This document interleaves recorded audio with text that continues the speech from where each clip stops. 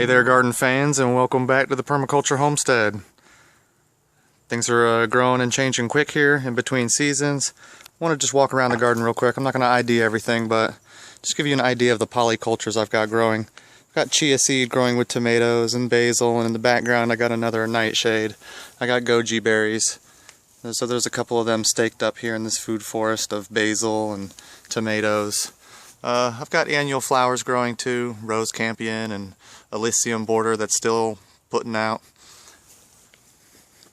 But that's just the idea of the polycultures I got going on. Apple polyculture with grapes, some comfrey chives down here at the bottom, and I got onion chives all around the base of the apple tree.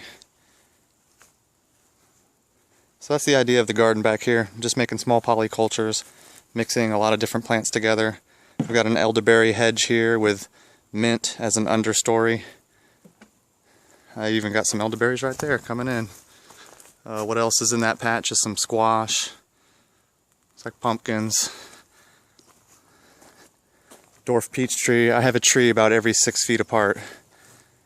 So I got a pawpaw tree right down here with some comfrey, basil with the peaches, another peach tree. This is a dwarf peach tree.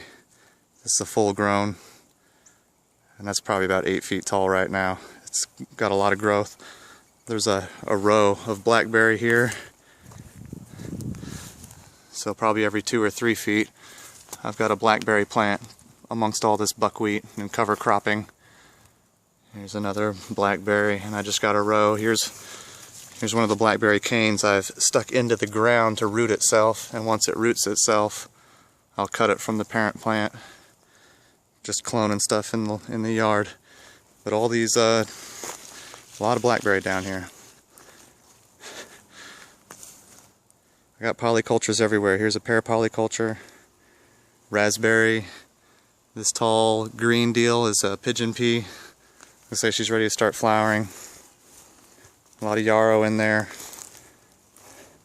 Potato buckets, looking pretty good. Probably need some watering. Started replanting areas for fall. I'm cover cropping, so I got things like mustard greens, collards, kale, broccoli, along with clover and buckwheat are out here. Right here I got small patches of green coming in, so I'm starting the fall cover cropping. Little hedge of herbs. Here's a wild edible I got growing. Lamb's quarters, it's a free one, it's a freebie. You can substitute it for spinach. Have another volunteer growing out of my swale here. It's a volunteer plant. I didn't even plant this. This is sumac. Wing sumac, I do believe, too. Get a close up on that. So you can kind of see the wings in between the leaf pairs. I think this is wing sumac. It'll throw out a red head of fruit, and I know it's not called a head, it's called a drupe, D-R-U-P-E.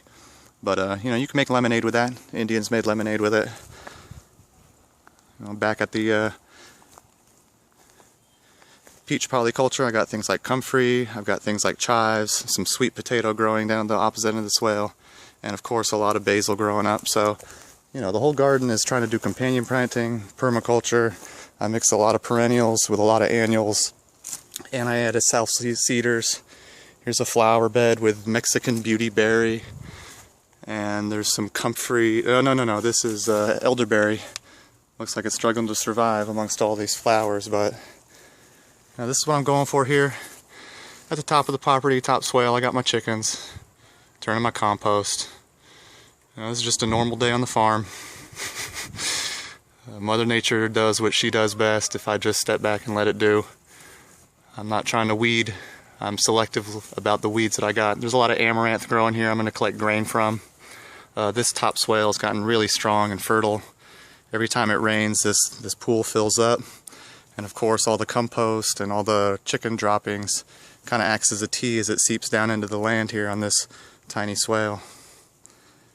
The plums on the backside with the mountain mint and passion fruit, they're loving it. But I wanted to do a quick walk around the garden. Mother Nature does what she does best. Here's a volunteer sorghum plant. It's probably about 10 feet tall. Hope you enjoy the journey, guys. Keep in touch. Keep farming. You got any questions, just ask. God bless.